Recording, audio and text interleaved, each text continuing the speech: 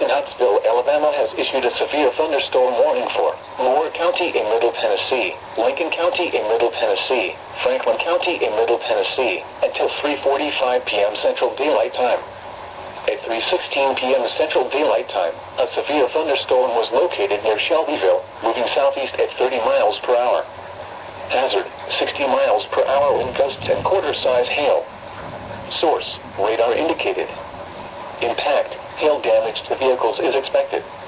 Expect wind damage to roofs, siding, and trees. Locations impacted include Winchester, Fayetteville, Lynchburg, Decherd, Estill Springs, Cowan, Huntland, Petersburg, Tims Ford Lake, and Suwanee. For your protection, move to an interior room on the lowest floor of a building.